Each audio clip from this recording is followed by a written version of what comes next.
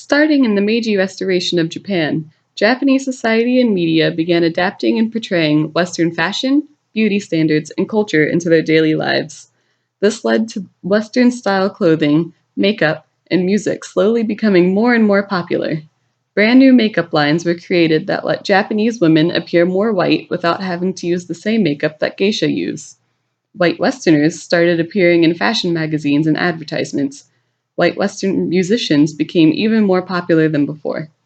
Even in popular culture like manga and anime, it's hard to tell if the characters are white or Japanese. Okay, wait a minute. White, white, white. So then, where do all of the non white, more specifically, black Westerners fit in? Well, that's a bit more difficult to find and explain. The appearance of black people in Japanese media and society has a long history of being either really good or really bad.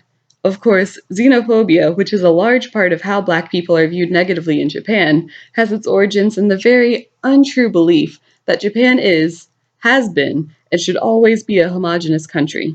That is obviously wrong considering Japan's long history with China and Korea, as well as the Ainu and Okinawan population, but it's still used to reject people that are obviously not Japanese.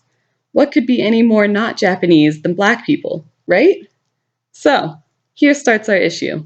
Black people in Japan are discriminated against from microaggressions from the media, fashion, and society. There might be some fetishization of black culture mixed in there, but even that can and should be seen as a form of racism, and here's why. In the mid 1980s, a new fashion trend called Kogyaru appeared, challenging and drastically changing Japanese society. Kogyaru comes from ko, meaning small, and gyaru, the English loanword for gal, since this trend was popular among high school girls. Eventually, even adult women became kogyaru too, further challenging social norms. We're going to look into a particular subset, though, called ganguro. Ganguro literally translates into blackface, as these teens would tan their skin and get perms in order to look black. Now I know what you're thinking. That's obviously racist, right? Well, this is where that fetishization comes into play. If you ask anyone who partakes in that fashion, they'll say, 外人さんには結構やっぱかっこいいんですごい憧れますね。あ、これでしょ？これめっちゃ可愛い。バービーみたい。ダサいよね。日本人着ると。外人着るとかっこいい。not racist, right? Well, when you learn the history behind this trend, you'll learn that it's still racist. Ganguro fashion came about because even after World War II, white or pale skin was really popular and considered the most beautiful. Some teenagers got together and did what teenagers do best: rebel. These teenage girls were so tired of being Japanese that they decided to become the opposite of Japanese. What did I say was the opposite of Japanese earlier? Oh, yeah, black. By tanning their skin, perming their hair, and using makeup and contacts to make their eyes look bigger, these teenage girls effectively played with their race and rejected their own. Because this trend was so popular, though, it only strengthened Japanese xenophobia through uchi and soto, the Japanese idea of inside and outside. White or pale Japanese became the new uchi, and black people and ganguro became the new soto. This so-called black boom didn't stop with just some rebellious high school girls, though. It spread throughout the media into art forms considered to be African American, like hip hop, rap, and jazz. Rappers started wearing their hair in cornrows, tanned their skin, and rapped about the struggle. You may have noticed that I just said only African Americans. This might include some of Jamaica and Afro-Caribbean area, but the actual continent of Africa? Not even on Japan's radar. It was only full of barbarians or apes. Okay, let's take a second to digest all that I've said so far. White and pale skin have a long history of being considered beautiful and is still considered so to this day. In fact, brides even paint their faces white for their wedding. So, taking this standard into consideration, black people and culture already wasn't too welcome in Japan, especially after US occupation of Okinawa after World War II. But after the ganguro craze started, discrimination against blacks only worsened. B fashion was considered ugly and bemusing to the rest of society, only making them even more wary about black people in Japan. So, Where does that leave you if you're black and in Japan? Well, here's what some actual black people have to say about their experiences in Japan. Our teachers are black. The fact that people don't want to sit beside you on the bus, it happens to everybody. Or on the train, they sit away from you. Children point and say, guy, Jane, guy, Jane. The picture taking of you, random picture taking, just walking by here, and laughing. Sometimes they call you names, I think, like gorilla. Oh, Jesus. That gets me. Don't call any black person gorilla. But I think Japanese people also call Japanese gorilla as well, but it's really, it gets on my nerves. I don't even use the monkey picture card in my class just because I don't want to give them any ammunition. They say, oh, sensei, gorilla, sensei. I'm like, no. With jobs, you can face some discrimination because they will discriminate against you with some jobs, especially things related to if you try to go into any kind of talent type thing, they will ask for a certain ethnicity. They'll say, we want a blonde, Russian, Eastern European looking girl. They will never ask for a cute little black girl. I have never seen that. I don't think it exists. Maybe in some random, maybe in Tokyo you get it more often, but where I am, that is not a thing they ask for. So, and some English teaching jobs, they will ask for a white guy or a white lady because they think they are not so intimidating, which is whatever. I don't teach English, so I don't care anymore. But there are the 3 Ks to black people in Japan: kawaii, kowai, and kawaiso. Not always a fun time, right?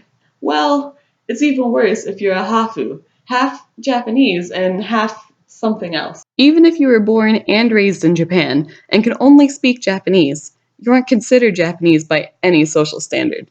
David, a half Japanese, half Ghanaian man, faced the same discrimination. どこにいても目立つし、みんな不自然に見るから、もっと自然に扱ってくれよって、すぐそこの隣のやつに話しかけてるみたいに俺にも話しかけてくれよと思うわけ。His Japanese was perfect, right? Well, that's not good enough in nearly any case as a black hafu in Japan. Even Ariana Miyamoto was discriminated against after winning Miss Japan in 2014. I know. If she won a beauty pageant, then there's no way she could face any discrimination. Well, that's wrong. Her win was criticized all over social media, with responses like, I wonder how a hafu can represent Japan. This is what she has to say about her life in Japan.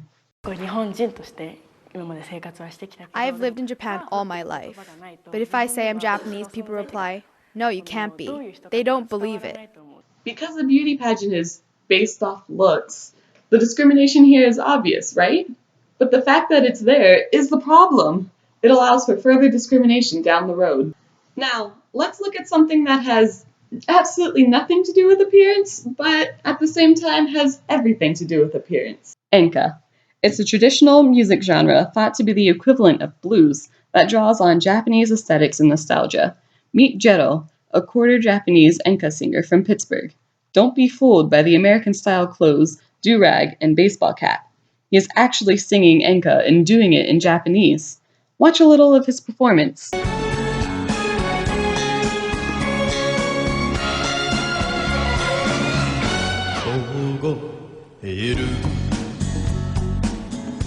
空から海に降る雪は If you had your eyes closed, you'd think, sounds very Japanese, right? Japanese people also think that way. So why does he perform with the radically hip-hop appearance and background dancers? Maybe some of it is to keep his African-American culture intact while performing a Japanese art, but the more correct answer is that he is socially obligated to keep his B-fashion appearance. Fans say that Jero is almost Japanese, or someone who carries a Japanese heart, but never described as just Japanese. Comments like these only highlight the soto of B-fashion in Japan, proving that despite how well Jero performs enka or speaks Japanese, he will never be Japanese. See how in this commercial, though he is wearing a kimono, his do-rag and baseball cap is still a part of his image, setting him apart from what is socially known as Japanese. The double standards of admiration and discourse of B-fashion in Japan can all be seen and summed up in Iona Rosiel Brown's artworks.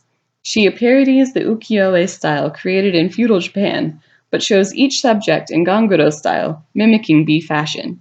These people also try to act in a way typical to stereotypes of Black people.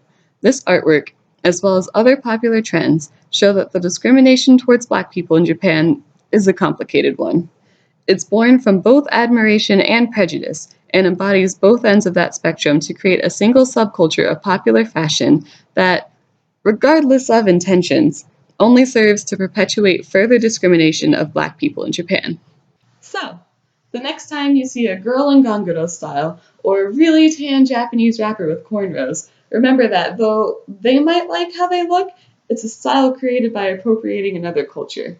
They might mean no harm, or they might fully intend to be offensive, but any appropriation of Black fashion and Black culture in Japan was created from less than honorable intentions and has some serious negative consequences on how the Japanese view Black people in Japan.